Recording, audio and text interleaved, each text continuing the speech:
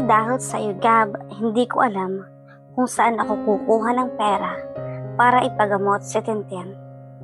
Okay lang sa akin, Camila. Magaan ang loob ko kay Tintin at alam mong importante ka sa akin. Kaya kung ano yung mga pinahahalagahan mo ay kailangan ko ring pahalagahan. Ginagawa mo ba to para mapatawad kita?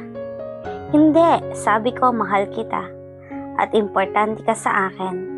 Kung anong mahalaga sa iyo, mahalaga rin sa akin. Maniwala ka sa akin, Camila. Anong gagawin mo kung malaman ni Jennifer ang tungkol sa atin?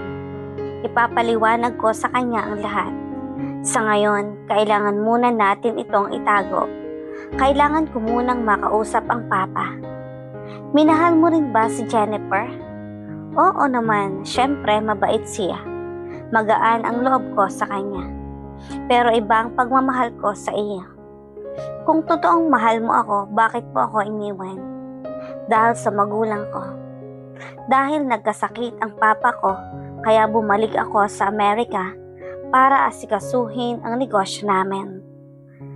Kung nalaman mong buntis ako, hahanapin mo ba ako? Magtapat ka nga sa akin, anak ko ba si Tintin? Matagal pa bago nakasagot si Camila. Ipinikit ni Camila ang kanyang mga mata at huminga ng malalim.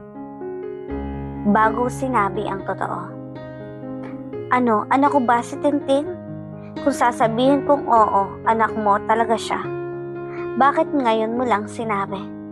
Napaiyak si Gab nang malaman ang totoo. Bakit mo tinago sa akin ang totoo, Camila? Dahil ayaw naming umasa ng anak mo. Huwag ka nang magtrabaho sa bahay. Hahanapan ko kayo ng matitirhan ninyo ni Tintin para mas mabantayan mo siya ng maayos. Okay lang naman kami doon sa inyo. Sa tingin mo, papayag akong nakikita kayong dalawa naghihirap? Anak ko yan, Camila. Pero magtatrabaho pa rin ako sa inyo.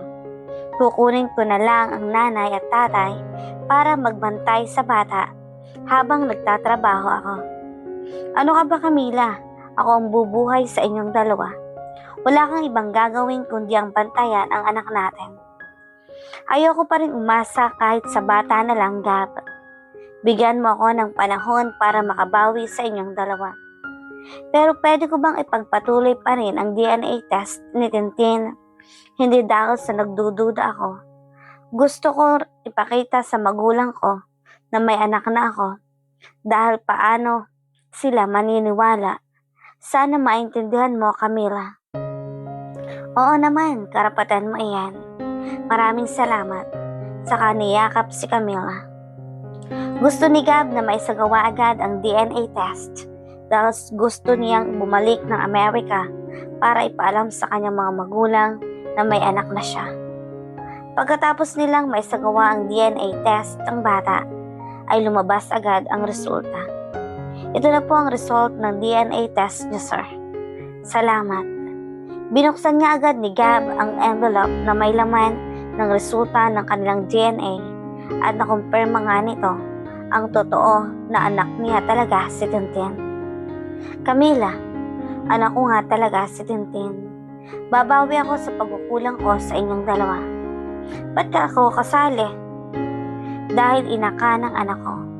Kukuha agad ako ng matitirhan yung dalawa ha. Hindi ka na magtatrabaho sa bahay. Pero papaano si Jennifer? Sa ngayon hindi ko pa alam, pero sasabihin ko na sa kanya, hindi muna ngayon.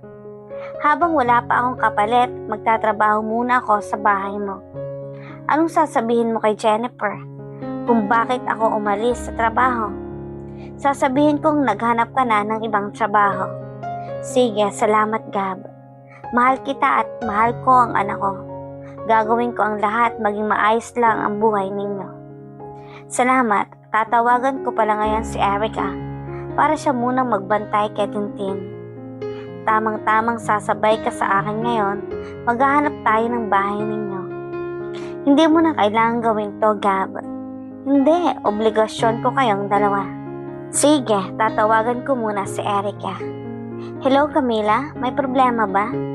Erica, pwede ba akong humingi ng panorama? Pakibantayan mo muna si Tintin dito, please. Kami ni Gab ang bahala sa sahod mo ngayong araw. May pupuntahan lang kami ni Gab na importante. Hala, sinabi mo na pala sa kanya ang totoo? Oo, sinabi ko. Maganda nga yan, at least ngayon alam na ni Gab, makakabawi na siya sa pagkukulang niya sa bata. Sige, pupunta na ako dyan ha. Maraming salamat Erica, Gab. Salamat din pala ha. Ano ka ba? Hindi mo kailangang magpasalamat. Tungkulin ko to, Camila. Ang dami kong pagkukulang sa inyo, kaya hayaan mo akong bumawi. Sige, hahayaan kitang makabawi sa bata dahil karapatan mo iyan. Saglit lang, hintayin mo ako dito ha at titingnan ko muna si Tintin kung gising na siya. Makaraan ang ilang minuto ay dumating na nga ang kanyang kaibigan na si Erica. Nagtataka pa ito dahil hawak ni Gab ang kamay ni Camila. Nandito na pala si Erica. Gab, bitiwan mo muna ang kamay ko. Lumapit si Erica sa kanya at pasimpleng bumulong. Kain na ba ulit ni Gab? Hindi, aksidente lang na hinawakan ni Gab ang mga kamay ko. Namula si Camila nang itanong iyon ni Erica. Ano, tara na Camila. Sige Gab. Erica, ikaw munang bahala dito ha.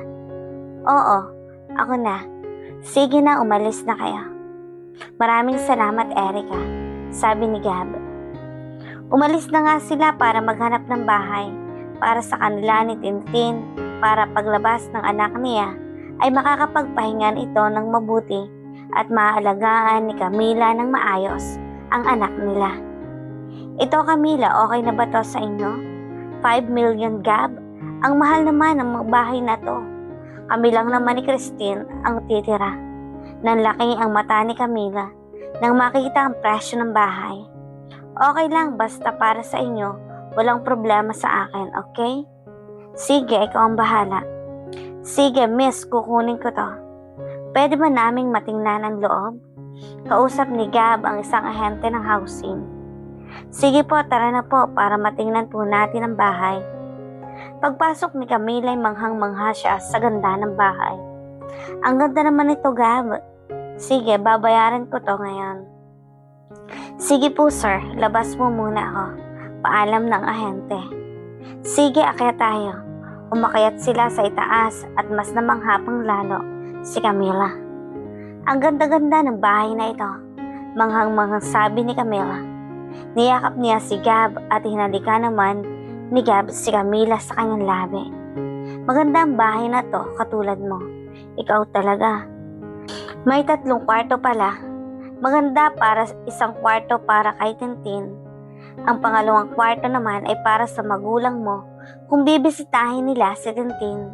At ang pangatlong kwarto ay para sa ating dalawa. Ano? Nakangiting tanong ni Camila. Puro ka biro. Hindi ako nagbibiro, totoo. Nang biglang nagring ang cellphone ni Gab, ang tumawag ay si Jennifer at galit na galit.